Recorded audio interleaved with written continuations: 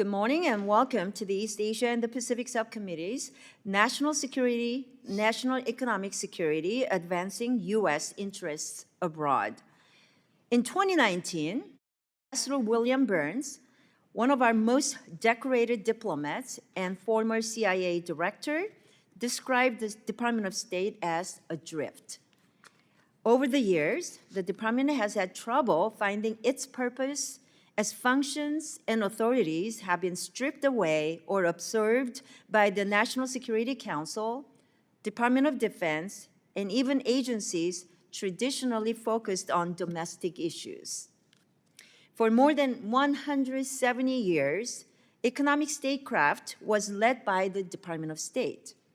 This changed in 1961 when President Kennedy sought to expand the administrative state, pulling functions and authorities out of the department to create new agencies and organizations, including the United States Trade Representative, which would be responsible for conducting all U.S. trade and investment diplomacy.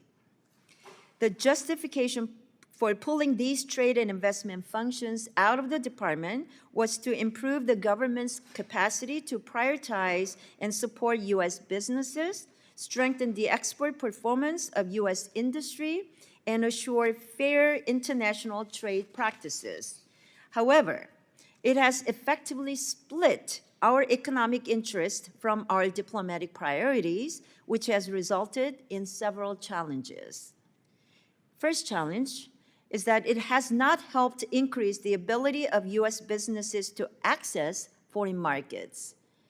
In practice, the Foreign Commercial Service and Foreign Agriculture Service officers are few in number and often positioned at U.S. embassies without alignment to our foreign policy priorities. When I travel abroad, I routinely meet with FCS personnel who explain that they spend most of their time engaged in trade shows and organizing events with minimal direct work on increasing and securing market access for American businesses.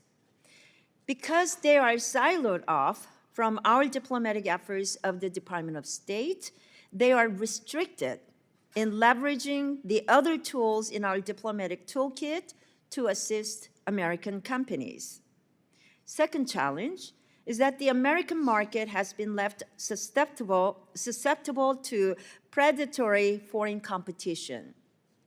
Our ability to protect American businesses and workers has been severely hampered, leading to calls from across the country for the executive to act and repatriate entire industries and sectors.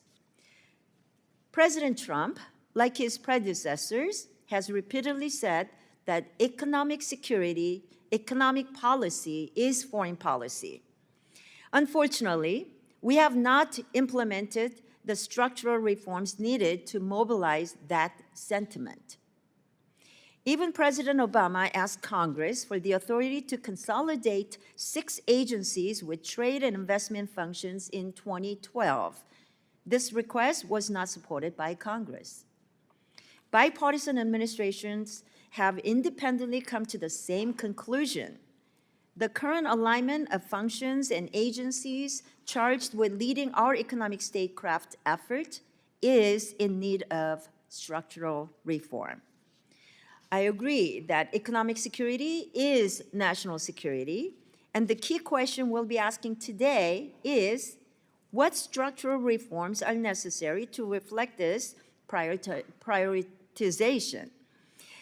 So we intend to answer that questions in our committee's first comprehensive state authorization legislation that we will be doing in more than 20 years.